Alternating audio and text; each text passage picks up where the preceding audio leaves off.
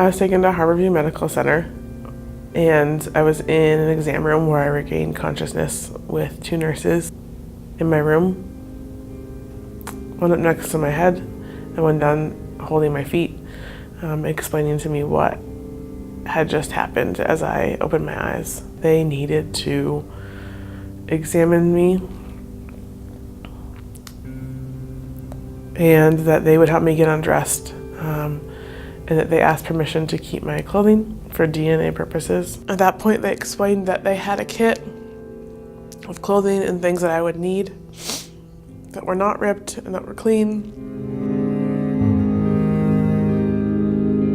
The intake process for an assault survivor can range anywhere from a few hours after an assault to several days, even weeks later. The clothing that is usually worn within those first 24 hours of the assault are vital evidence that needs to be collected. The patient usually does not receive their clothing back, and therefore they would have no clothing to wear out of the emergency department. I have always had positive results from patients that receive their kit, and it's just signed by the person that made the kit, and it really does allow them to start to feel like a human being again.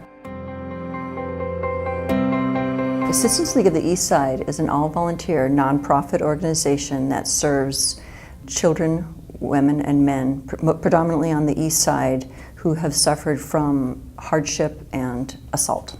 Demand for our kits has increased over this past year.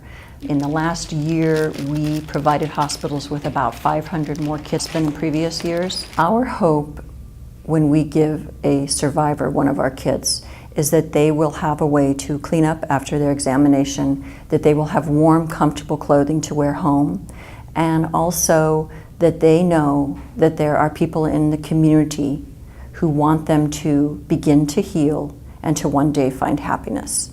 I remember realizing how lucky I was, because I've never thought before my assault what would happen when you left a hospital after that, because I didn't know about giving up your clothes.